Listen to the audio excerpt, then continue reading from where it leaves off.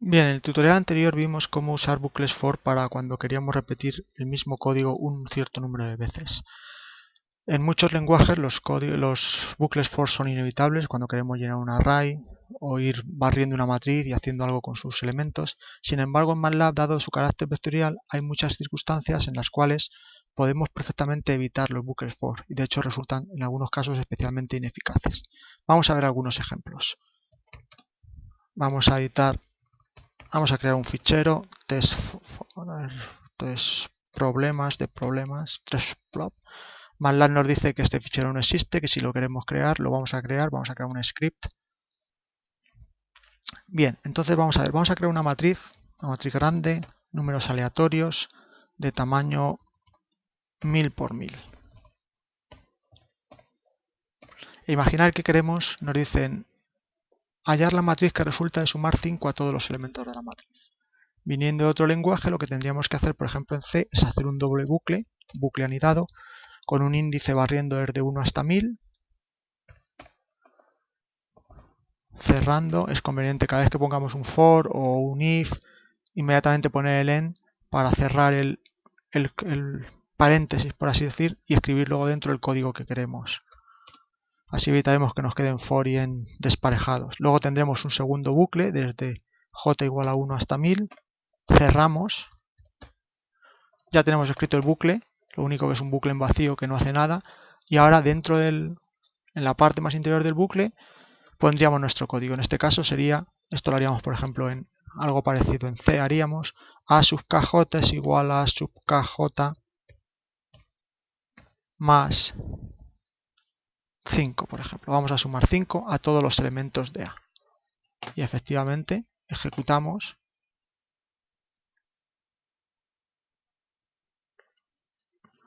Y lo ha hecho. Pero sin embargo esto, fijaros que por aquí estamos pasando 1.000.000 de veces haciendo estas cuentas. Y hemos tenido que escribir dos bucles for y equivocarnos o no al hacerlo. Es mucho más conveniente, vamos a comentar, veis que se puede comentar también desde el menú usando el botón derecho del ratón. En MATLAB es trivial lo que hemos visto, decir, oye, a una matriz si le sumamos 5, lo que queremos decir es suma 5 a todos los elementos de la matriz. Estos dos códigos son equivalentes y este es mucho más eficiente y mucho más rápido de escribir y mucho más legible. Con lo cual, en general siempre hay que pensarse el uso de bucles for y si se puede evitar. Hay casos en los que son especialmente ineficientes. Vamos a hacer un ejemplo. Vamos a hacer borrar, clear. Y vamos a comparar dos sentencias.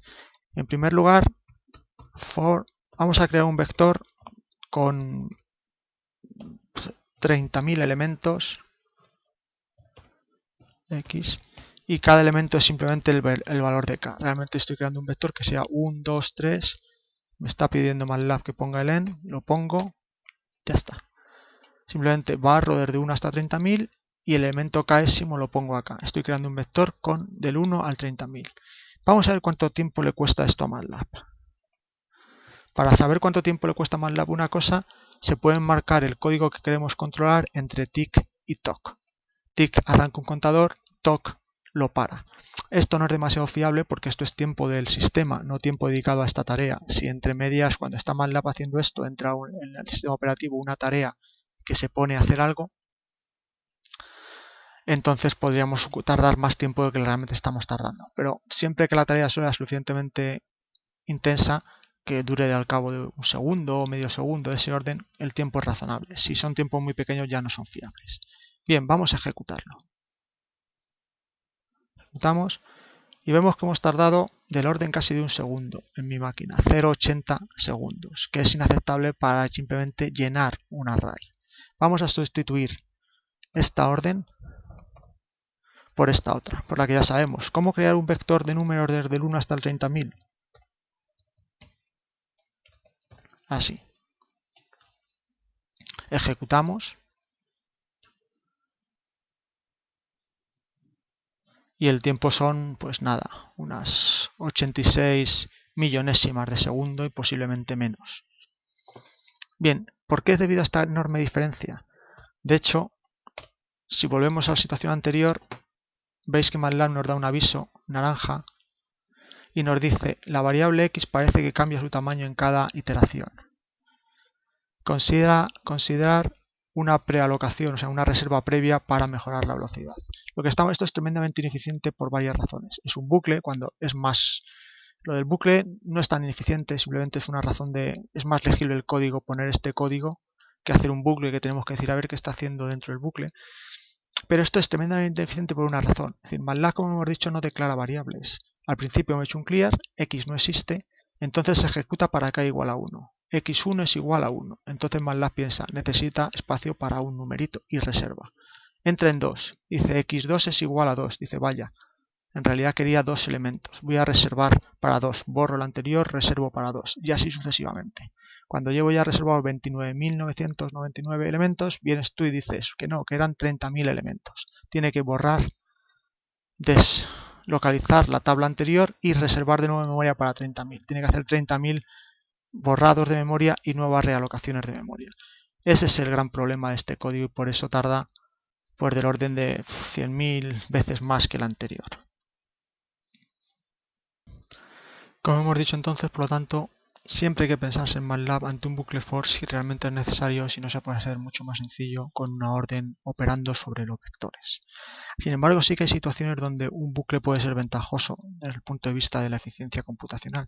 Imaginad el problema que nos pidan hallar el factorial de los números del 0 hasta el 49. ¿Cómo lo podríamos hacer esto en MATLAB? Muy sencillo, en principio con lo que sabemos. Jugando con vectores, creamos un vector desde el 0 hasta el 49 y luego creamos un vector, vamos a llamarle f. Simplemente aplicamos la función que en MATLAB es factorial, se la aplicamos a n y MATLAB calcula el factorial de todos los números. En cuanto a la legibilidad del código y sencillez de codificación, es inmediato. Tenemos aquí los factoriales de n. Sin embargo, esto es tremendamente ineficiente si estuviéramos preocupados por la velocidad, que en este caso no lo estamos. ¿Por qué? Porque en un momento dado MATLAB va a calcularse el factorial de 49, sin darse cuenta de que tiene ya calculado, o podría tener el factorial de 48, y el factorial de 49 y el de 48 solo difieren en una multiplicación. Sería mucho más eficiente hacer algo como lo siguiente. Vamos a crear una variable ff, la vamos a inicializar, siempre bueno cuando sepamos